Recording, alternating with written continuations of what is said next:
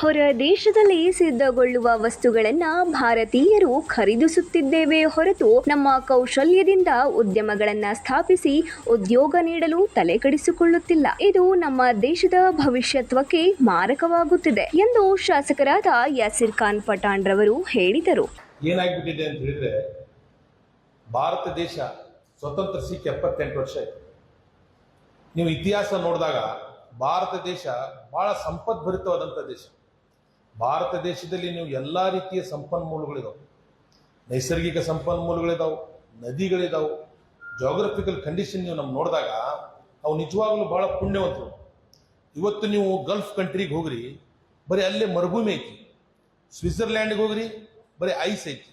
African ಕಂಟ್ರಿಗೆ ಹೋಗ್ರಿ, ನೀವು ಬರೀ ಏನೈತಿ, ಫಾರೆಸ್ಟ್ ಐತಿ. ಭಾರತ ದೇಶ ನೋಡ್ರಿ, ನೀವು ಉತ್ತರದಲ್ಲಿ ಹಿಮಾಲಯ, ಗುಜರಾತ್ನಿಂದ ಹಿಡಿದು ಈ ಕಡೆ ಪಶ್ಚಿಮ ಬಂಗಾಲ್ವರೆಗೆ ದೊಡ್ಡ ಒಂದು ಕಡಲ ತೀರ ಐತಿ, ದಟ್ಟವಾದ ಅರಣ್ಯ ಐತಿ. ಮರುಭೂಮಿ ಬೇಕಂತ ಹೇಳಿದ್ರೆ ನಿಮ್ಗೆ ರಾಜಸ್ಥಾನದಲ್ಲಿ ಮರುಭೂಮಿ ಐತಿ. ಭಾರತ ದೇಶ ಜಗತ್ತಿನ ಸ್ವರ್ಗ. ಇದು ಜಗತ್ತಿನಾಗ ಎಲ್ಲಾ ದೇಶಕ್ಕೆ ಒಂದೊಂದು ಅಭಿವೃದ್ಧಿ, ಒಂದೊಂದು ಕೆಲಸ ಇದ್ರೆ, ಒಂದೊಂದು ಸ್ಪೆಷಾಲಿಟಿ ಇದ್ರೆ, ಭಾರತ ದೇಶಕ್ಕೆ ಎಲ್ಲಾ ಜಗತ್ತಿನಲ್ಲಿರುವಂತ ಎಲ್ಲಾ ಸೌಲಭ್ಯಗಳು ನಮ್ಮ ದೇಶದಲ್ಲಿ ಇದಾವೆ. ನೈಸರ್ಗಿಕ ಒಂದು ಸಂಪನ್ಮೂಲ ಐತಿ. ಇಲ್ಲೇ ನೀವು ಬಳ್ಳಾರಿಗೆ ಹೋಗ್ರಿ, ಎಂತ ಮೈನ್ಸ್ ಐತಿ. ನಮ್ಮ ಭೂಮಿ ಒಳಗೂ ದೇವರು ಅಷ್ಟೇ ರೀತಿಯ ಸಂಪತ್ತು ಭರಿತವಾದಂಥ ಖನಿಜಗಳನ್ನು ಕೊಟ್ಟಿದ್ದಾನೆ. ನೈಸರ್ಗಿಕ ಕ್ಲೈಮೇಟ್ನು ಹಂಗೆ ಐತಿ ನಮ್ದು. ಇಷ್ಟೆಲ್ಲ ಇಟ್ಕೊಂಡು ಕೂಡ ನಾವು 78 ವರ್ಷ ಸ್ವತಂತ್ರ ಸಿಕ್ಕು ಕೂಡ ಇನ್ನೂ ಕೂಡ ಮುಂದುವರಿಯುತ್ತಿರೋ ದೇಶ ಆಗಿವಿ. ನಾವು ಮುಂದುವರೆದಿರೋ ದೇಶ ಆಗಿಲ್ಲ.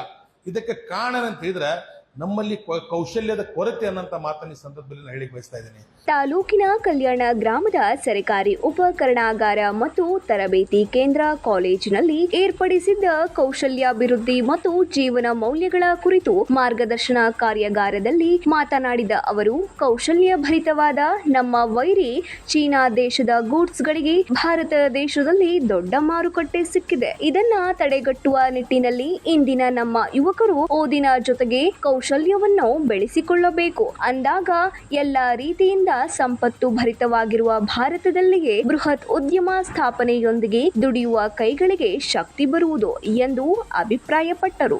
ನಾವೆಲ್ಲ ಏನ್ ಮಾಡಕತ್ತೀವಿ, ನಮ್ಮ ಮಕ್ಕಳು ಇಂಜಿನಿಯರ್ ಆಗ್ಬೇಕು, ಡಾಕ್ಟರ್ ಆಗ್ಬೇಕು. ಎಷ್ಟಂತ ಇಂಜಿನಿಯರ್, ಎಷ್ಟಂತ ಡಾಕ್ಟರ್ ಈಗ ಹೇಳಿಲ್ಲ. ಅವರ ಒಂದು ಆಟೋಮೊಬೈಲ್, ಯಾವ್ದು ಇಂಜಿನಿಯರಿಂಗ್ ಆಟೋಮೊಬೈಲ್ಸ್ ಮಾಡಿದ್ದಾರೆ. ಅವ್ರದ ಕಾರ್ ಕೆಟ್ಟರೆ ಅವ್ರಿಗೆ ಮಾಡ್ಕೊಳಕ್ ಆಗೋದಿಲ್ಲ. ಯಾಕಂದ್ರೆ ಕೌಶಲ್ಯ ಇಲ್ಲ, ಪ್ರಾಕ್ಟಿಕಲ್ ಇಲ್ಲ, ಥಿಯರಿ ಐತಿ. ಆದ್ದರಿಂದ ಇವತ್ತು ನಾವೇನ್ ತಿಳ್ಕೊಂಡೇವೆ ಅಂತ ಹೇಳಿದ್ರೆ, ಕೇವಲ ಇವತ್ತಿನ ಒಂದು ರಾಜಕೀಯ ವಾತಾವರಣ ಹೆಂಗೈತೆ ಅಂತ ಹೇಳಿದ್ರೆ, ನಮ್ಮ ಯುವ ಜನರಿಗೆ ಎದುರಾಗಿ ಬ್ಯೂಸಿ ಮಾಡಕತ್ತಾರಪ್ಪ ಅಂತ ಹೇಳಿದ್ರೆ, ಅವು ಒಂದು ಪ್ರೊಡಕ್ಟಿವಿಟಿ ಆಕ್ಟಿವಿಟೀಸ್ ಅಲ್ಲಿ ಬ್ಯೂಸಿ ಇಲ್ಲ. ನಮ್ಮವರು ಏನೇನೋ ಒಂದು ಸೋಷಿಯಲ್ ಮೀಡಿಯಾದಲ್ಲಿ, ಸಾಮಾಜಿಕ ಜಾಲತಾಣಗಳಲ್ಲಿ ಧರ್ಮ, ಜಾತಿ ಇಂಥ ವಿಚಾರಗಳಲ್ಲೇ ನಾವು ಬ್ಯೂಸಿಯಾಗಿ ನಮ್ಮ ಭವಿಷ್ಯವನ್ನು ಹಾಳು ಮಾಡ್ಕೊಂತ ಇದ್ದೀವಿ. ಜೊತೆಗೆ ಮುಂದಿನ ನಮ್ಮ ದೇಶದ ಭವಿಷ್ಯವನ್ನು ಹಾಳು ಮಾಡುವಂತ ಕೆಲಸ ಇವತ್ತು ನಾವು ಯೋಜನೆ ಮಾಡ್ತಾ ಇದ್ದೀವಿ. ಕಾರ್ಯಾಗಾರ ಉದ್ಘಾಟಿಸಿ ಮಾತನಾಡಿದ ರಾಣಿಬೆನ್ನೂರು ಶಾಸಕರಾದ ಪ್ರಕಾಶ್ ಕೋಳಿವಾಡ್ ಅವರು, ಇಂದು ಮೌಲ್ಯಾಧಾರಿತ ಶಿಕ್ಷಣದ ಜೊತೆಗೆ ಕೌಶಲ್ಯ ಅತ್ಯಗತ್ಯವಾಗಿದೆ. ಎಷ್ಟೇ ಓದಿದರೂ ಕೌಶಲ್ಯ ಬೆಳೆಸಿಕೊಳ್ಳದಿದ್ದರೆ ಉದ್ಯೋಗ ಕಷ್ಟದಾಯಕರವಾಗುತ್ತದೆ ಎಂದರು. ಕಾರ್ಯಕ್ರಮದಲ್ಲಿ ಪ್ರಾಚಾರ್ಯ ಸಂತೋಷ್ ಕುಮಾರ್ ಬಾದಾಮಿ ಅಧ್ಯಕ್ಷತೆ ವಹಿಸಿದ್ದು, ಉಪನ್ಯಾಸಕರಾದ ಸಂದೀಪ್ ಸಣ್ಣಮನಿ, ಲೋಹಿತ್ ದೊಡ್ಡಮನಿ, ಅನ್ನಪೂರ್ಣ ಗಿರಿಯಪ್ಪ ಗೌಡರ್, ಚಂದನಾ ಕೆ, ಅಶ್ವಿನಿ ಜಾಧವ್, ನಿಂಗರಾಜ್ ಗೌಡ ಪಾಟೀಲ್, ಮಲ್ಲೇಶ್ ಬಿಜಾಪುರ್ ಮತ್ತು ಹಲವರು ಉಪಸ್ಥಿತರಿದ್ದರು. Suresh Eligar, 9 live news, Shiggavi.